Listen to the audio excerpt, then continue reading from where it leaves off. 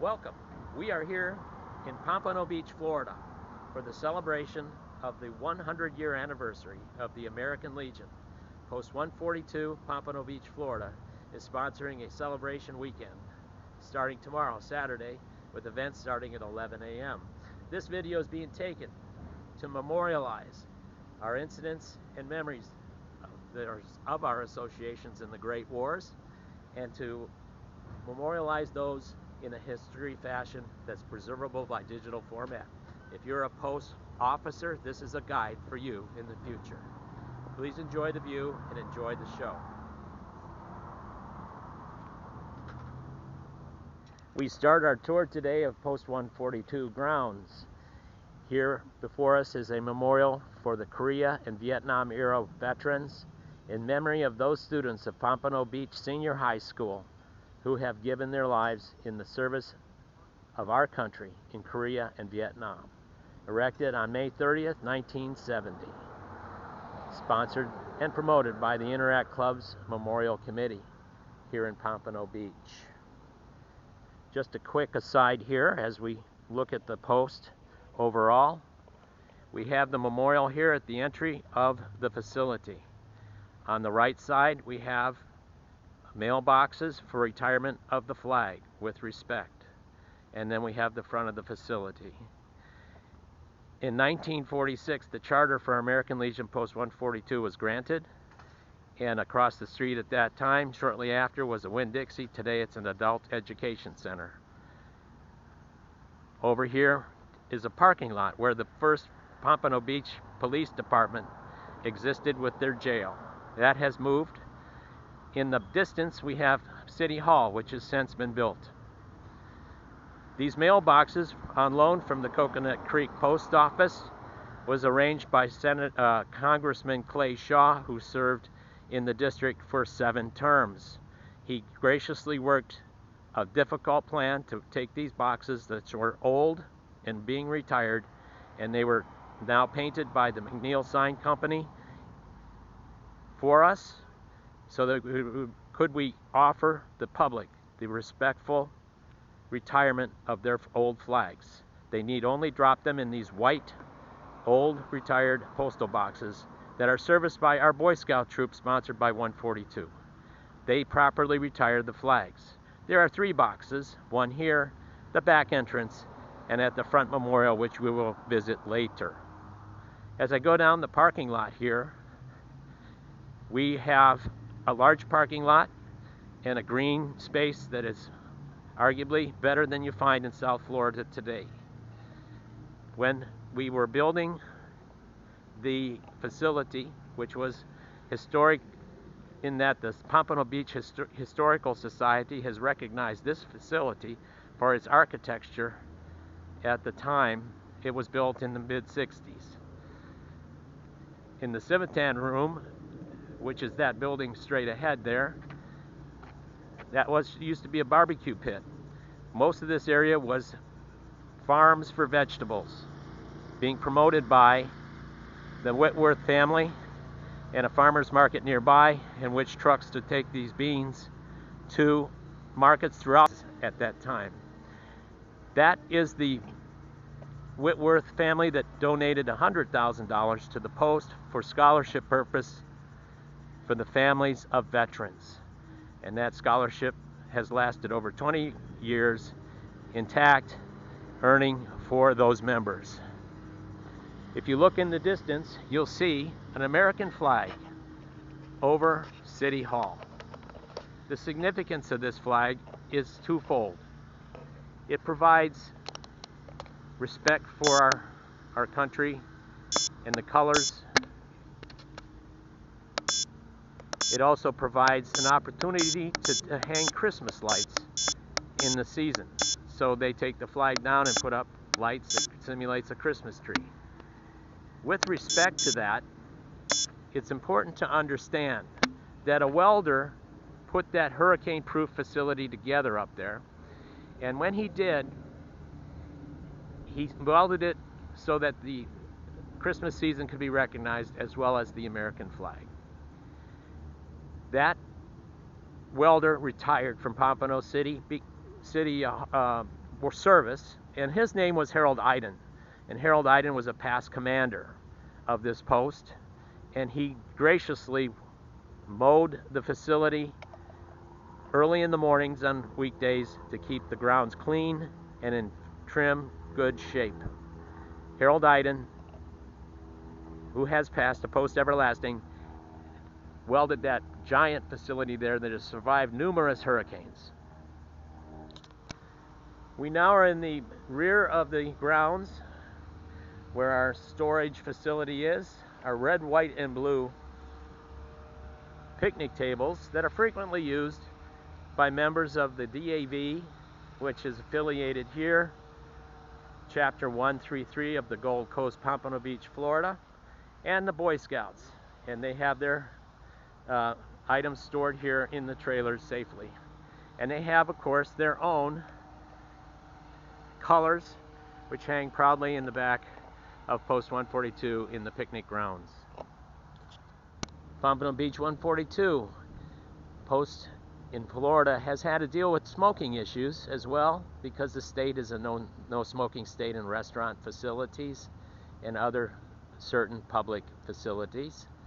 And although we're a private club, we have gone no smoking by resolution and constitution and bylaw change. Therefore, we had to build this area for smoking. It's called the Tiki Hut. We'll be taking you inside for a quick view. And if you're seeing this video on the internet, we'd like you to give us a like, because if you like us, we like you, because that way other posts can see this video again to design a historical memorial to how they do business and what their post was like. This post has a history of many commanders. We'll be going inside to visit that history, but at the present time you can enjoy what you see here for the smoking area. I've had dinner out here during sunsets. It's a beautiful thing. And as you can see inside, many visitors from all over the United States and Europe and South America have come to enjoy the American Legion, bringing their license plates, as we call them, to be hung here at Post 142. So not only give us a like, please bring a license plate. During now the 21st century, we are following the 9/11 conflict, and shortly we will go around the corner to show the memorial that was built by past Commander George Raffaco, with help, of course, of many members who donated funds and hard work in volunteer labor to erect the memorial, which has an actual piece of steel from the 9/11 building on that fateful day. We'll be going around the corner to see that. We keep our building decorated and clean for every direction, a 360 view that it's a Legion post in every regard. As I walk, please consider what happened in this century and past Great War century, the 20th century. So here we are, approaching the 100th year anniversary of the American Legion. Here we have another one of our flag retirement retired postal box, using the retired flags, keeping them dry and safe until they can properly be retired, right here next to the memorial in memory of those who perished on September 11th, 2001. And all the pavers have pictures of the various folks that provided funding for this memorial. Here we see the piece of steel from the actual building dedicated by the New York City Fire Department retired chapter here at American Legion Post 142. Post 142 is located here in Pompano Beach, Florida at 171 Southwest 2nd Street, also known as American Legion Boulevard. And this is the main door. If you are coming during the day, we're open 365 days a year. Every day of the year you can get into Post 142 starting at 9 a.m. via the lounge door in the back area that we've already reviewed for you.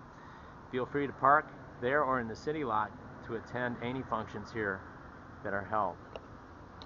We are now in the main hall of Post 142, where the regular meetings are held for the membership on a monthly basis on the first Thursday at 5 to 6 p.m. for the e-board and at 6 p.m. for the general membership.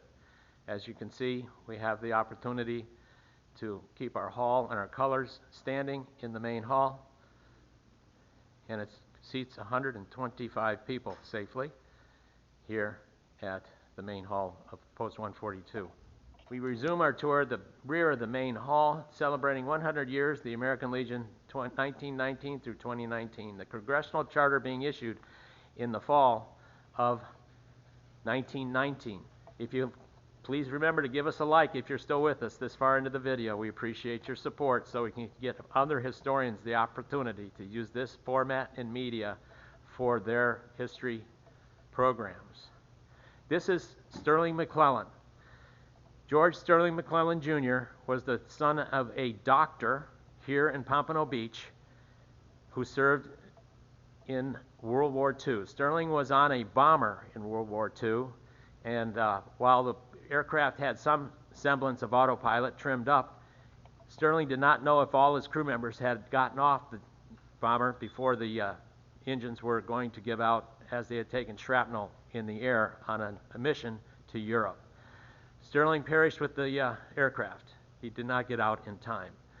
The family dedicated this post to his memory for many generations to come, as we are here in 2019 still celebrating the Sterling McClellan family who lived very close to this location here in Pompano Beach.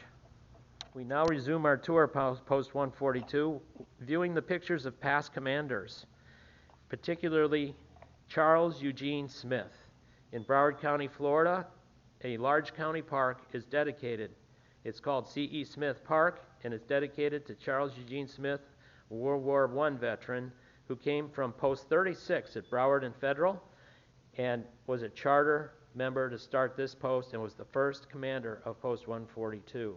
This picture's color simply because Commander Smith did not want to be photographed, but he came to a picnic like you're attending this weekend, and he got photographed, and we cut that out and photoshopped it, and we have now Commander Smith duly recognized. Following him were a number of other commanders. Black and white photography was the rule at the time. And then we resume over here for the very big years of the GI Bill, and all these folks were supporting those resolutions at that time to offer our GIs a way to reform after World War II and get college educations. We'll talk specifically about recent commanders. Coming up here, we have some very popular people. This is Harold Iden. We talked about him outdoors. He was the welder from Pompano Post 142 that when he was working for Pompano City Hall, he welded the facility that holds the American flag on top of the new City Hall to this day, and the Christmas decoration in the winter time. Rick Selby, one of our youngest commanders at Post 142 when he served, was a Vietnam era veteran and is still with us today. Mr. Cunningham conducted post operations and built the new ceiling in the main hall here for the benefit of all our members. Jim Adams, who went up to high ranks in the Department of Florida as a Southern Area Commander, also served as commander here. He moved to the Department of Wisconsin and has since passed away. We don't have pictures of more recent commanders, but we do have a picture of Robert Hammes, World War II veteran, the last commander, to my knowledge, to serve as a commander. We've resumed our visit here to the auxiliary room of Post 142, where Virginia Stein, past Madam President of Auxiliary Post Unit, American Legion Auxiliary, Post number 142, is assisting in holding the colors out so that we can get a good view of them. Here we have Marion Broadhead, who was a past Madam President, as well as Virginia. And Virginia, you want to come over and introduce some of your Madam Presidents on the television? They're older ones. They are older ones. But I don't know about those. So, Ones like the, yeah, so even though we have old Madam Presidents, we have the photographs and we've put them into a digital format that can be shown on a television. This is the most efficient way when there's a lot of talk and conversation in the hall that we can show respect for those who served voluntarily to keep the Auxiliary Unit 142 going, and we're striving to get this done for the American Legion as well. A little bit more difficult is the guys seem to not want to be photographed. We've now entered the social quarters of Post 142. As you know, in the American Legion, social quarters are the relaxing area for unofficial conduct of social business. And we have our menu here. We have numerous televisions to the various networks. We have Wi-Fi, and we also have ATM available for our members. So if you like this video, give us a like. If you want to join 142, you have the address. And here's the phone number, 954-942-2448. That is 954-942-2448. This now concludes our tour of Post 142 on the 100th year celebration of the American Legion. We'd like to encourage post historians to use this as a guide for future YouTubes, if it works out, to be a better format for the preservation of the memories and incidents of our associations in the Great Wars. We considered the appropriate closing moment to recognize our POW MIA service and forever recognizing them at meetings, and the auxiliary here recognizing them with the table. Again, thank you for your attention, and give us a like. We need to keep it alive. If you can do that, likes keep us on the channel. Thank you, and here's to America.